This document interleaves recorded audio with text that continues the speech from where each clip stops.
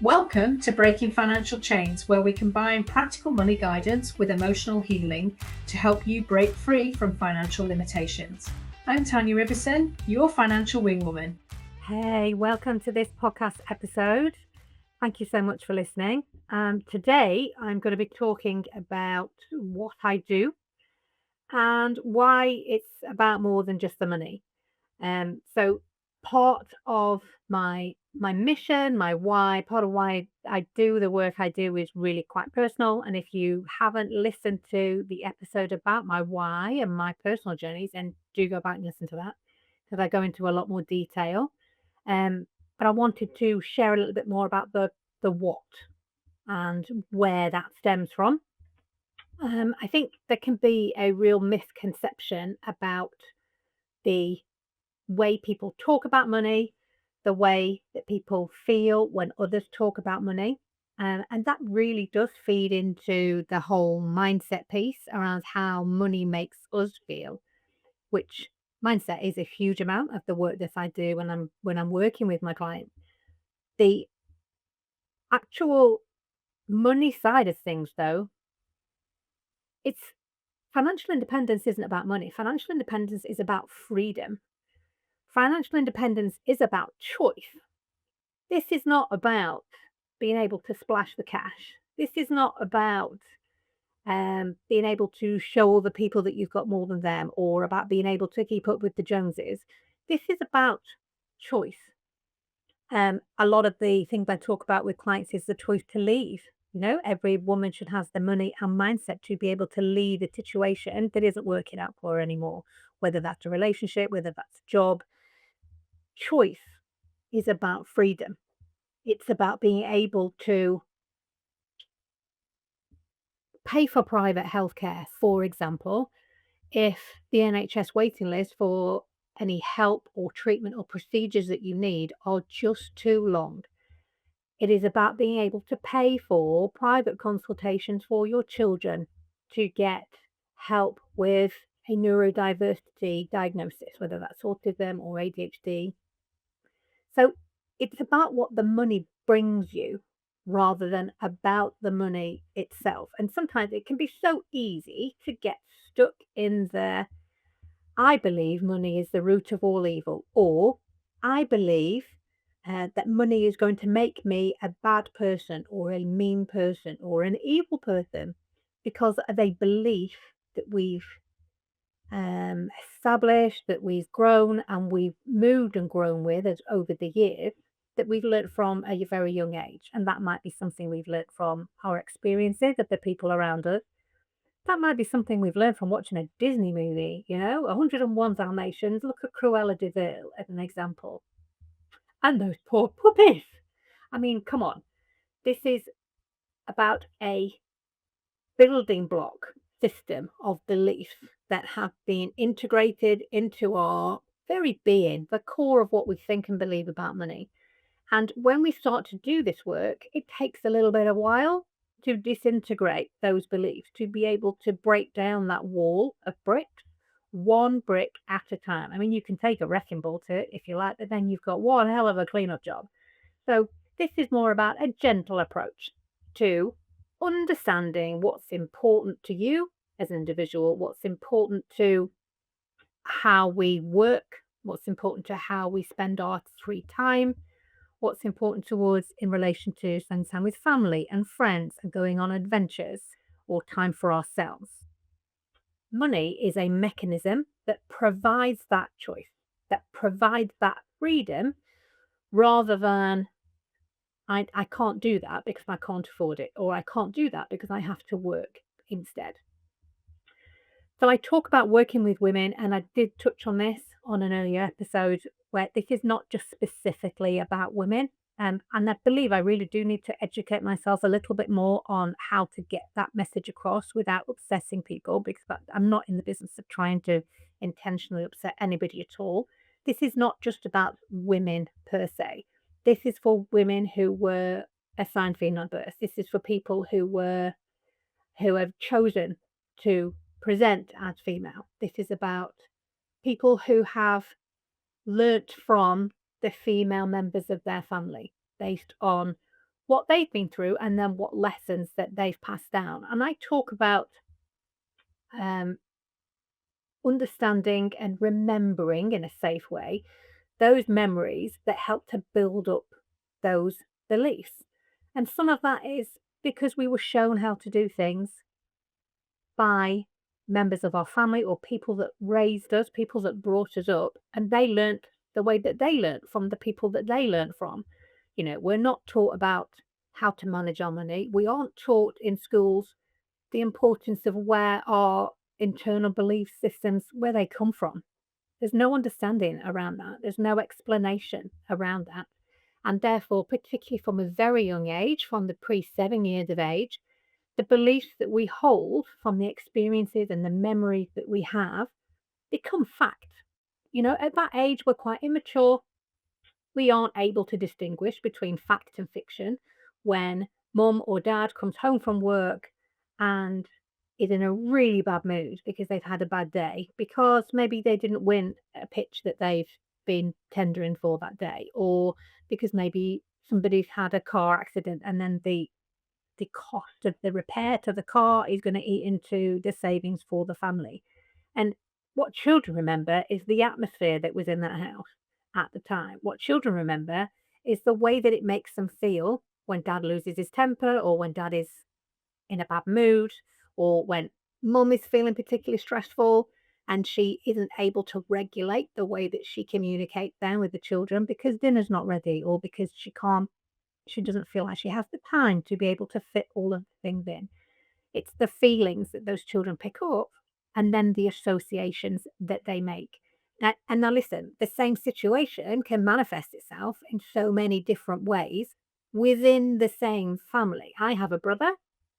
I built up my money belief system from being a small age, even though we were in the same family, even though we were in the same home with the same parents. Those same situations can be interpreted and held onto in very, very different ways. My mum and dad divorced when I was 17 years old. My brother would have been 14, 15 at around the same time. And he will have taken a different experience from that, despite being in the same family, because we each experience things in our own way. And it's not about what somebody tells you, something, whether it's traumatic or whether it's something that you could hold on to. It's about how you feel. So part of the work that I do is about acknowledging the truth according to yourself, because your experiences are real, your memories and your feelings are real, and that is your starting point. So when I talk about every woman, every person having the money and the mindset to change their life, to make a move, to change jobs, to leave a relationship, whatever that might be, it's about building on both sides of those building blocks. It's about giving people the tools and the skills to understand how to manage money, how to budget, where to go for help if you need it, how to save money, how to make more money, how to ask for a pay rise, for example, how to start a side hustle, how to generate some form of semi passive income, how to invest the money that you have. You leaving money sitting in a bank account is not going to generate any level of passive income that is going to be able to sustain you in later life. However, investing will, if you know what you're doing. The mindset side, very different kettle of fish altogether, and it's very individual to each person. And it's incredible how the mindset and those beliefs can hold you back. And one of the examples that I talk about is when I was about 7 years old and I had a day out planned with some friends. My mum had given me a pound coin and she said to me, "This is for emergencies." Now, this friend was far enough away to need to be driven there, so I couldn't just walk round the corner to the usual friends that I played with after I was dropped off, and I had this pound burning a hole in my pocket. And it was the best day. I remember the sun shining. I remember we played outside, we played inside, and I remember my friend had cakes out of a box Now, we had cakes at home, but they were cakes that my mum made.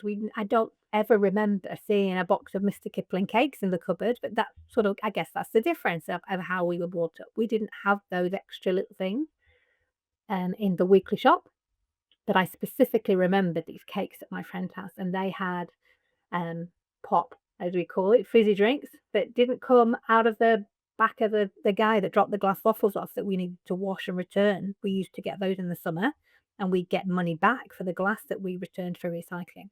These were just bottles of plastic pop that were bought from the supermarket, and this was revolutionary. But we went to the shop, and my friends started picking up all of these things that they wanted to buy, and that wasn't normal for me. We didn't walk into the shop to just have a look and browse, and I fancy this and I fancy that. We went into a shop because there was something we went in there to buy, and it was very much look with your hands, look with your eyes, not your hands. Put that down would be my favourite phrase that my parents would say and grandparents would say as well. But my friends were picking up these things to buy, and I had £1 in my pocket. And this felt like an emergency to me. 7-year-old me, I didn't want to be standing there just watching what my friends were doing. I wanted to get involved in the action. Do you know what I'm saying? I wanted to be able to spend that money as well. Now, my mum didn't say to me, an emergency might be if you need to use the phone box. Phone boxes in those days, red phone boxes, you needed the 10p's to put in the phone to be able to call home. This was my emergency. So I browsed the shop and I ended up settling on a bouncy ball, a multicolored blue and red and white and yellow swirly bouncy ball, which was amazing, and one of those giant refresher sweets I put for teeth in that burn a hole through your mouth because they're just so sour and they were brilliant. So I spent the rest of the day eating my sweet and playing with the ball.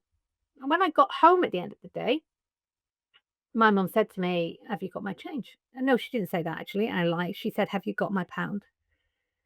And I said, "Oh my God, mum, just come outside and look at your foot. I've got your change, but look what I bought." And I put sixpence on the palm of her hand. And I remember specifically it was sixpence because the 5 pence then was bigger than the penny, and that's not the case now. 5p's now are teeny tiny. And I went to walk outside because this ball bounced much better than any ball I'd ever had. The bouncy balls I'd had just did not bounce like that, and this one was epic. But then I noticed that my mum hadn't followed me. She'd stayed inside. And I turned around to look back, and she was just looking in the palm of her hand at the change that I put on there. And she went really quiet and she said, "That is all the money I've got left to last me all week." And she turned her back and walked away.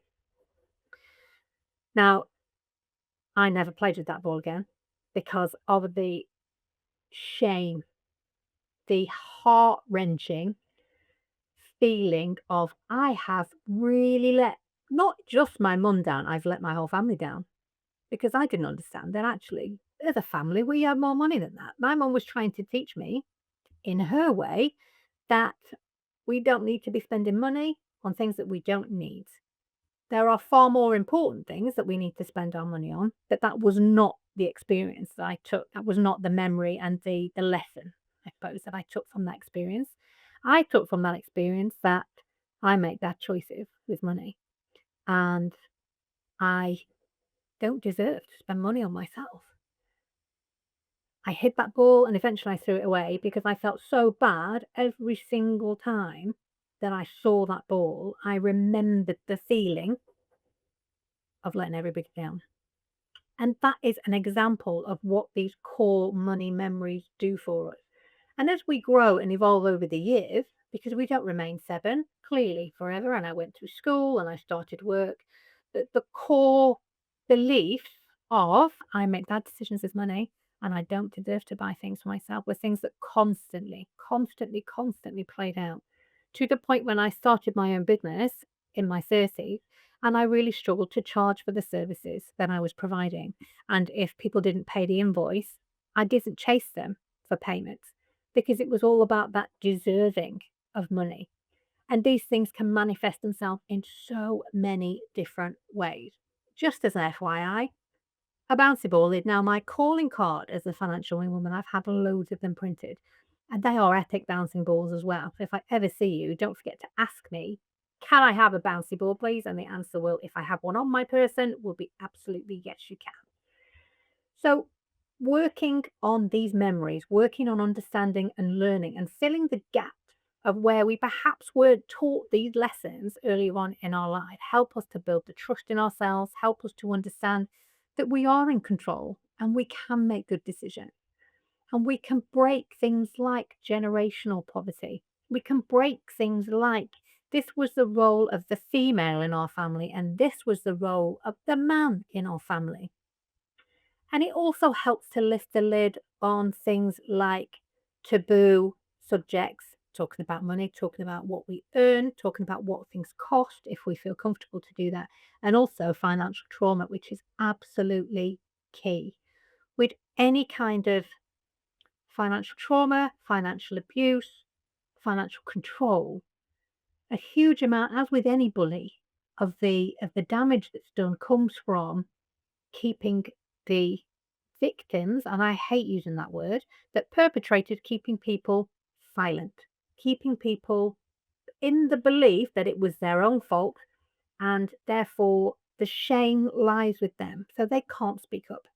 They can't say to people, I don't have any money of my own to spend. Everything I earn goes towards paying the bills. Everything I earn is given to my husband because he helps me to manage. And I'm so grateful that I don't have this job to do. But what that actually does is take the power away from us to be involved in those decisions, to understand what things cost, to understand how to manage a household budget.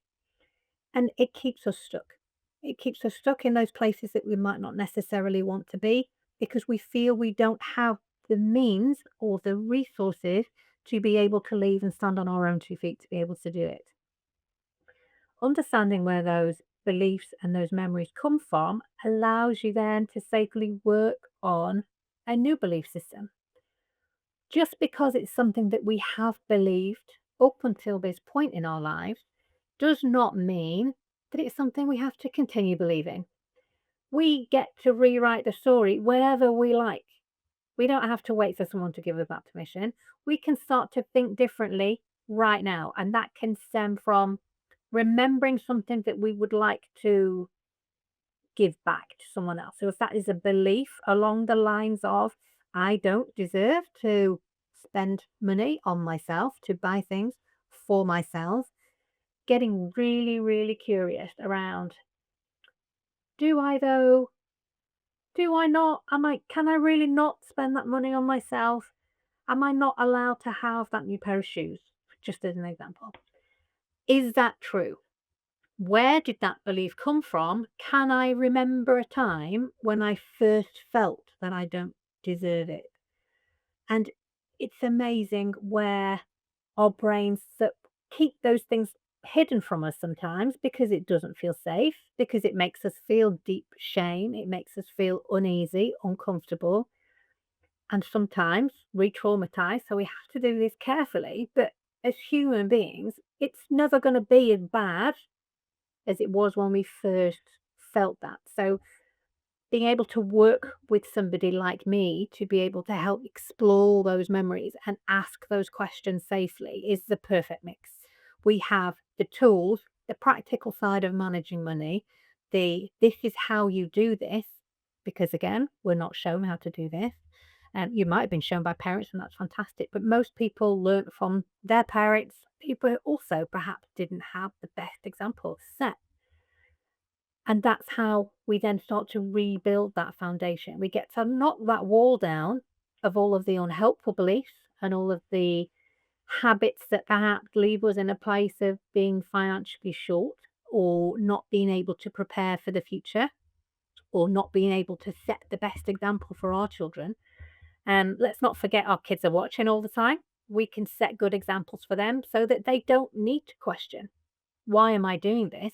They then start to believe and hold on strongly to, but this is what my mum and dad do. Why would I not do this myself? Why is this not a sensible way to manage my money by budgeting on a regular basis? By understanding that there are good ways to use debt and there are not so good ways to use debt and have debt. part of that also stems from having those conversations. So I mentioned earlier on about taboo and money being a taboo subject. I have two really, really stark experiences that I remember in my life that made me believe it was not safe to talk about money. You were not allowed to do it. One of those examples was I asked my dad how much money he earned, and his response was, "I'll give you a thick ear if you ask me that question again." Not because he was advocating violence. That was a stock response growing up in the north of England, in Preston, in the mid 80s. And it was a case of, we don't talk about money, so shut up. Let's not ask that question. And then another example was when I turned 18 and I started my first job 2 weeks after finishing my A level exams. I asked somebody in my team that I work with what their salary was. And I was interested because I thought my salary was particularly low. It turns out it was, but for good reason, because I was a trainee, I was learning on the job. And as the exams started to come in, then that salary started to increase quite quickly. But that person said to me, it's a sackable offence to discuss your salary. Right. So, more lessons. First of all, talk about money, ask questions about money, get threatened with violence. Not something I would choose to do. So I would back away and I never ask questions about that again. Older, I'm going to try this again. Ask a question about money, get threatened with losing my job. Okay, I don't want my P45 so soon into starting my career in accountancy. I'm going to not ask questions about money. And it keeps us stuck. It keeps us in a place of not understanding the parity, for example, of the others that we're working with in the workplace. I've been in situations since where I've been paid a lot less than others around me, and being able to understand where that comes from and take back that power and say, hang on a minute, I'd like to earn more money, please, for the role that I'm doing, or I'm going to take my expertise and my skills somewhere else, is beyond empowering. It's exactly what every person, every woman deserves to have. So, how I do what I do, it's about the mindset work, it's about the money systems. And then on the coaching side of things, of helping people to work through those memories and rewriting those stories, it's about the emotional support as well. It's about the continual help and holding your hand through those realizations. And then the fallout from that. Sometimes there can be a grieving process. Sometimes we can feel really bloody angry about the fact that I believed this because I thought this was true and it's not. And I've wasted time. I've wasted part of my life doing things differently to how I now want to do them. But another one of my favorite sayings is the old Chinese proverb, which is the best time to plant a tree was 20 years ago. The next best time to plant a tree is today. So we can think about what's been and gone. The best way to use the been and gones, the past, is to make positive changes now to make our future better, which is absolutely everything that I work for with my clients. So I would love to hear from you and your light bulb moments from listening to this conversation on this podcast. I would love to hear if there's anything in particular you want me to talk about. So thanks so much for listening, and I'll see you on the next episode. Thank you for joining me today on Breaking Financial Chains. Remember, you have the power to transform your relationship with money one step at a time. If this episode helped you, please subscribe and leave a review to help others find their path to financial freedom. I'm Tanya, your financial wing woman, and I'll see you next week.